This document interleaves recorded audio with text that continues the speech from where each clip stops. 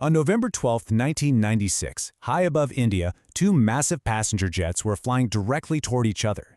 Now, you might think that happens all the time, right? But these two planes were in contact with the very same air traffic controller, and both crews believed they were following instructions perfectly. And yet, in just a few moments, they would collide in what became the deadliest mid-air disaster in the history of aviation.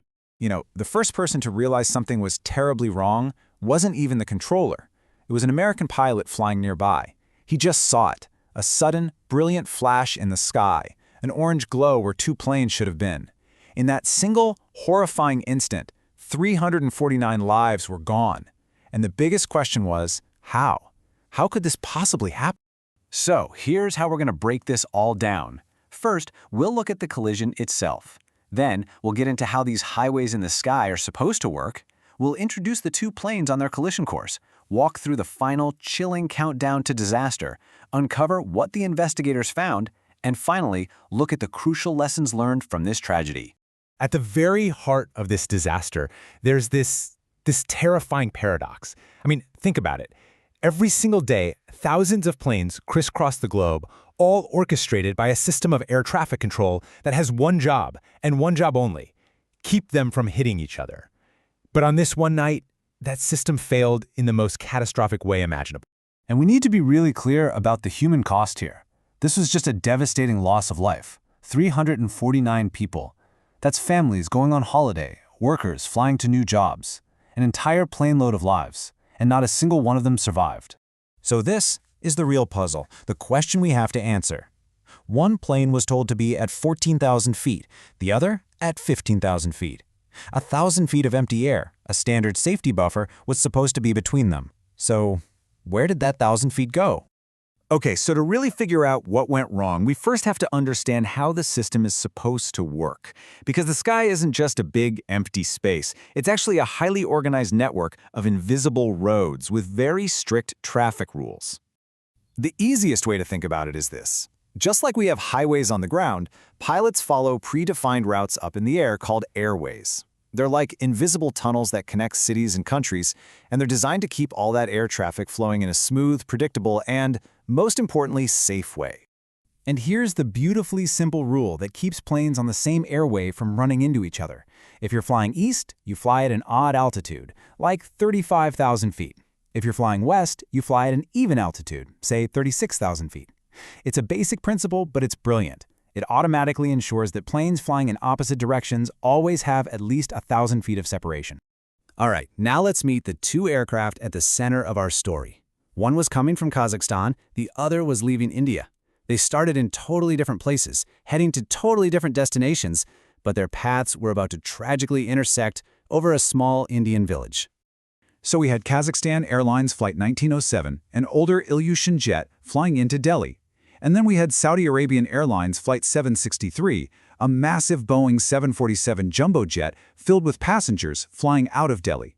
Now this is absolutely crucial. Air traffic control knew both planes were on the exact same airway, just flying in opposite directions. The Saudi flight was climbing up, and the Kazakh flight was descending down. The entire safety of all 349 people on board rested on one single thing: maintaining that 1,000-foot vertical gap. No more, no less. Okay, let's go to the cockpit and the control tower for those final, fateful minutes. This is where we can see how that carefully managed safety buffer just completely vanished. The radio calls from these moments are absolutely chilling. So look at this. At 6:34 p.m., the controller tells the Kazakh flight to go down to 15,000 feet. Okay. Just 2 minutes later, he clears the Saudi flight to climb up to 14,000.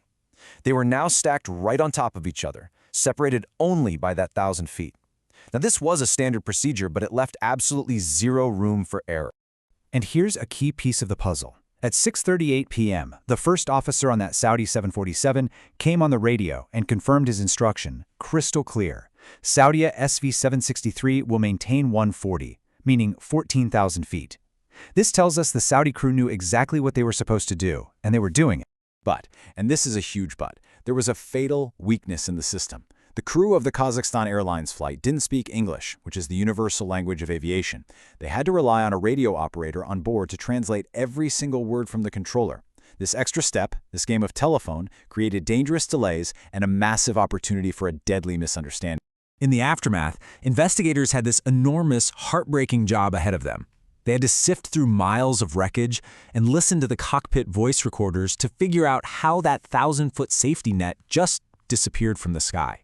And then they found it, the smoking gun.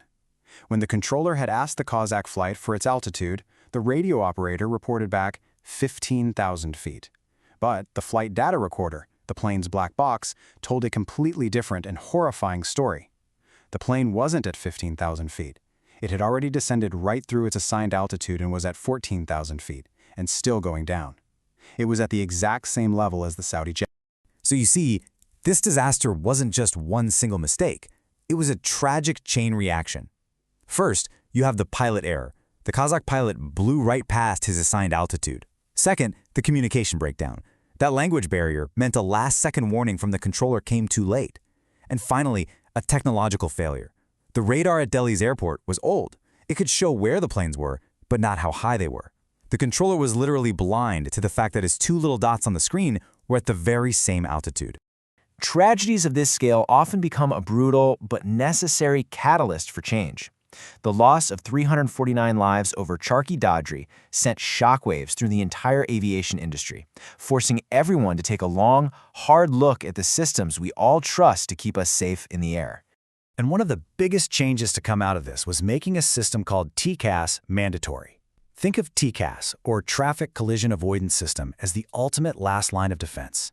The computers on the planes actually talk to each other. If they sense a collision is about to happen, they don't just warn the pilots with an alert like traffic, traffic, no. They take command. They'll tell one plane climb and the other descend, automatically creating a safe separation. No human input needed. Really, the legacy of this crash is written in the safety rules we fly by today. TCAS is now required on virtually all commercial aircraft. There are now strict English proficiency tests for all international pilots and controllers, period.